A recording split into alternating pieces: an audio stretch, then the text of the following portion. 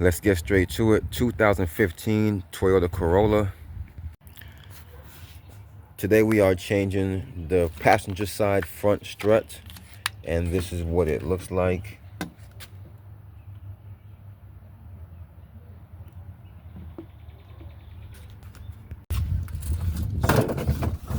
In order to access these three nuts here, we have to get this piece up. So there's a little pop tab that's down in here that we have to reach. The trick to getting this is to pushing this down in the center, just like that. And then you should be able to get something and pry this up like that and pull that out of there. And that's what it looks like. So just press that centerpiece down and pop that tab out. And now we should be able to lift this a little bit here and up here.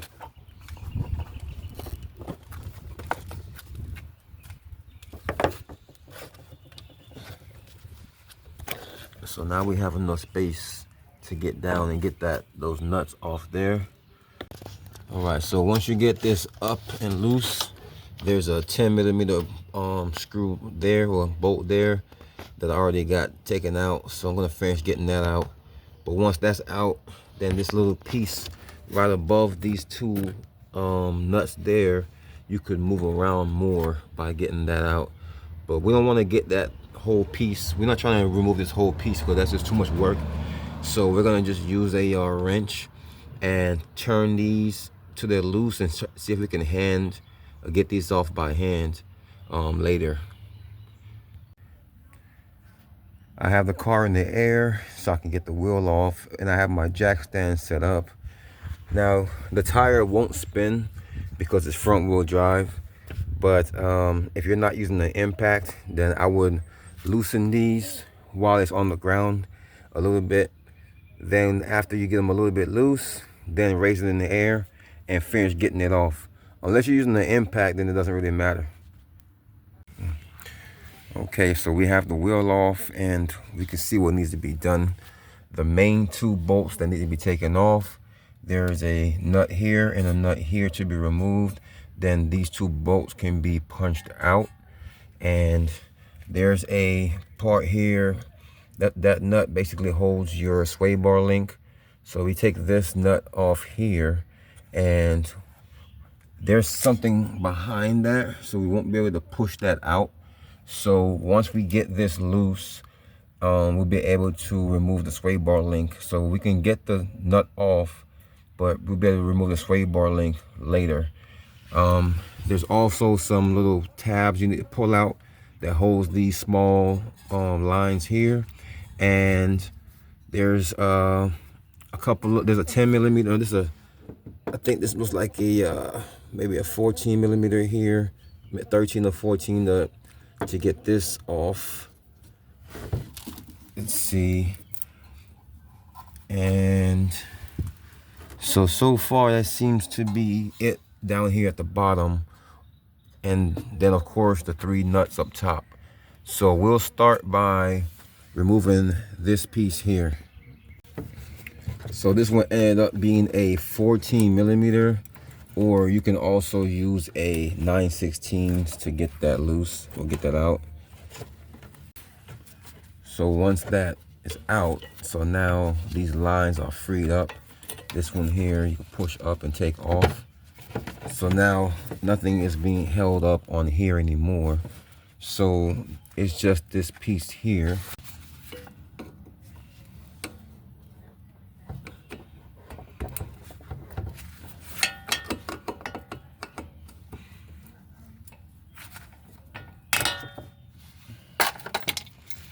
Just like that.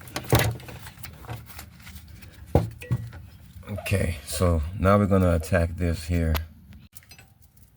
So I'm using an 18mm socket to get this off, and if this spins, then I'm gonna have to use a 6mm hex to get this off, or Allen head.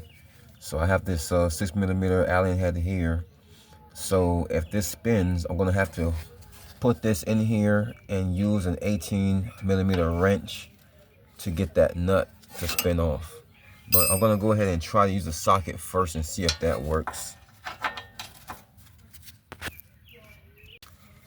All right, so using the impact, I was able to zip this off so I didn't have to use the Allen to hold it down.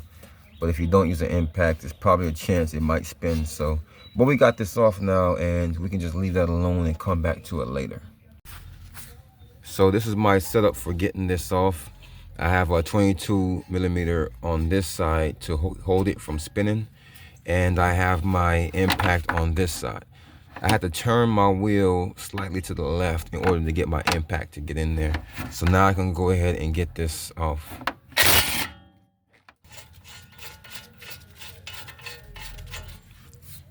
And now I'm gonna do the same thing to the one underneath. So now I put my impact on the opposite side just to see if this is gonna thread out. Let's give it a try. Yep. All right, before I get it all the way out, I'm gonna get the bottom one to do the same. Get the bottom one out first. It'll be easier to get the top one out last. Now I'm pretty sure you can do the same thing with a ratchet in case you don't have an impact.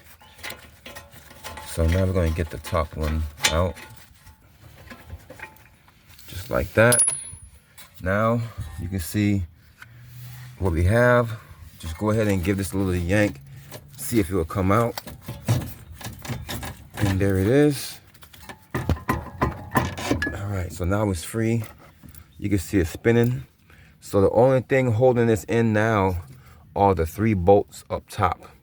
So we're gonna go up top and get those 3 bolts out. Oh yeah, now that it's free is a good time to go ahead and push that sway bar link out. So let's go up top now and remove those 3 nuts. So these are 14mm. So once you get them loose, you'll be able to get them up by hand. But what I'm gonna do is I'm gonna save this front one for last because it's gonna be easier. So let's go ahead and get the 2 back ones.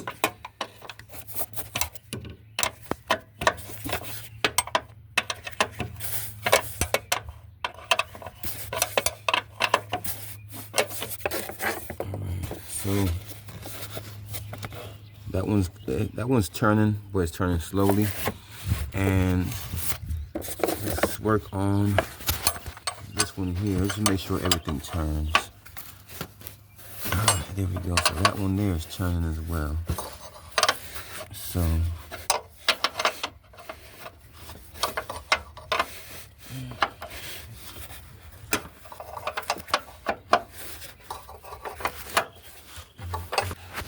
yep, there it is. Now that one's loose by hand. All right, so we got that one up. So that's why we saved this one for last, because if we would have gotten this one up, then the other 2 would have been hard to take out by hand, because now this one won't be able to really take out by hand. See, because as you turn it, you can see it falling down, so you're gonna have to get down there and catch it. So what I'm gonna do is, before I turn this all the way out, off camera, I'm going to use my left hand and hold my strut and use my right hand and get this off, so that way it doesn't just fall. So if you're having trouble getting those to fall out, getting those studs to fall out and getting it to remove, it's because this is like a little safety washer here. So you can get underneath it with the pry bar and pry it up off of the studs yourself, like that, and just like that, and now it should come off easier. So this is what it looks like once we have the old part out. So now we're gonna grab our new part and basically push the part with the 3 studs up the same way we got the old one out. So I have it up there, and I have one nut holding it on top. So I'll show you what I'm talking about. So what I'm gonna do is I'm gonna have this one on, and then I'll go ahead and put this bracket back on here like that. Now I can put these on. Just get them started to thread.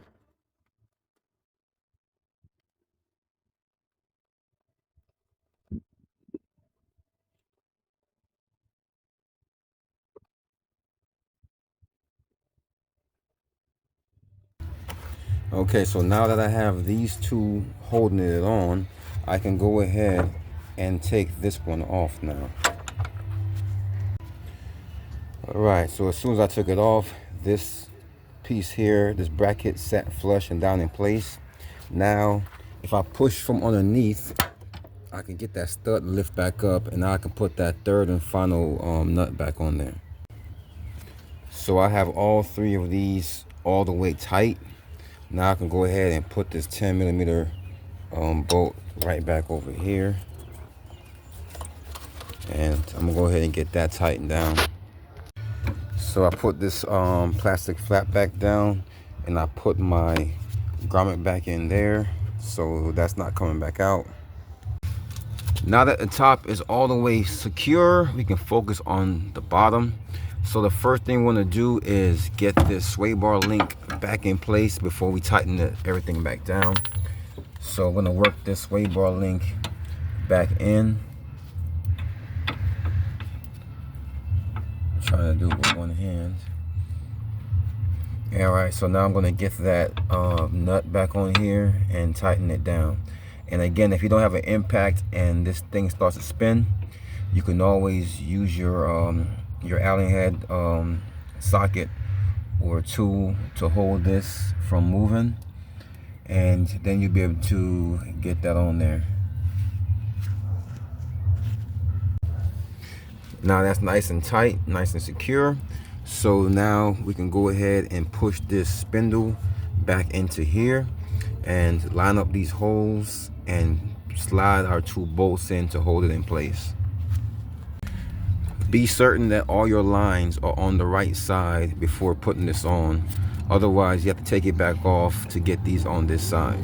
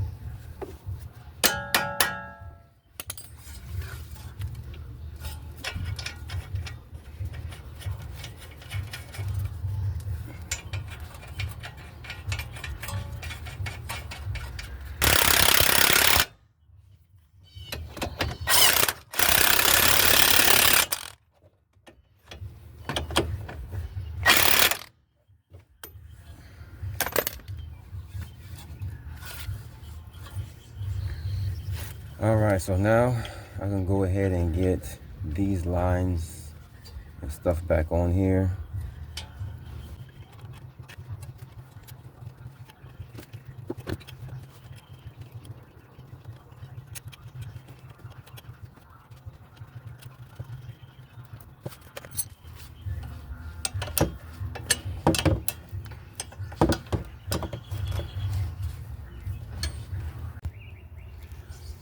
So that's it. We got all of this here tightened down. We got the sway bar link tightened down. We have the two nuts holding these two shank bolts in tightened down. And we have the 3 nuts up top tightened down. So that's pretty much it for changing this strut. So let's go ahead and get the tire back on. Once you get the tire back on, that pretty much wraps it up. That is how you change your front passenger side strut, and that should be the same method for the driver's side, and that's on the 2015 Toyota Corolla.